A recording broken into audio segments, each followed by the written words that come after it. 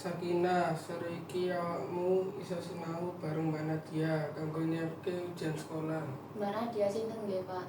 Iki kancane bapak, dhewe pinter matematika iso nyinaoni awakmu. Nggih, Pak, kula purun sinau kali Mbak Nadia.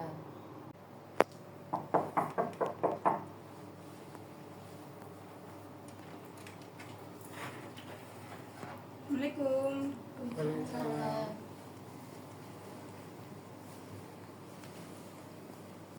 Ya wis Pak, iki ayo ditinggal wong loro ben sinau bareng. Nggih, Bu.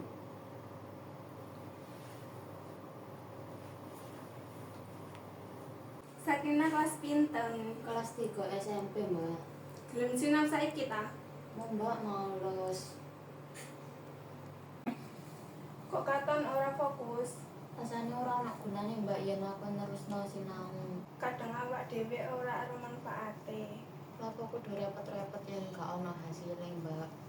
Aku ngerti awakmu nek kesel, tapi nek dunyo iki ora ono sing gampang. Aku mau pengen waktu gawe awake dhewe, Mbak.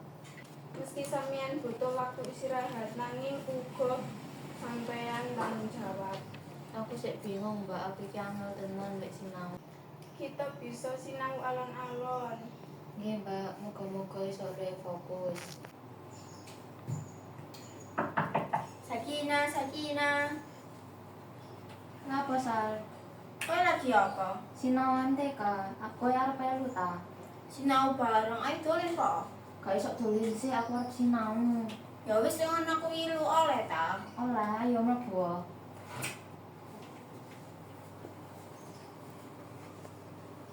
Sinau matematika sik yo jeremu angel hitung-hitungan.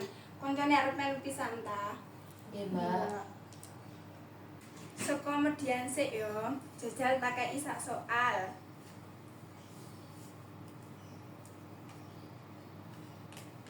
Sik to, Mbak, iki kok angel men soale. Dijajal sik to iki soal sing paling gampang iki. Mbak, aku ora mudeng tenan garap iki.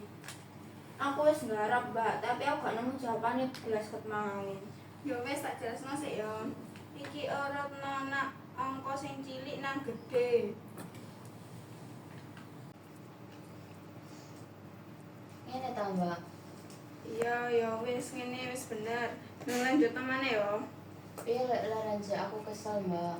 Ya wis leren 10 menit sik yo.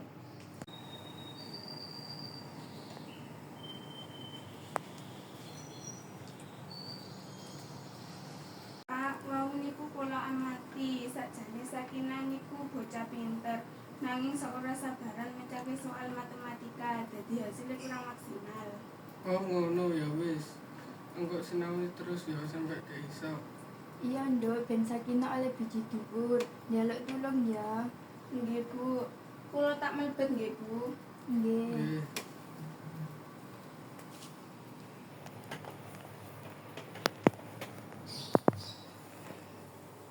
Sakinah.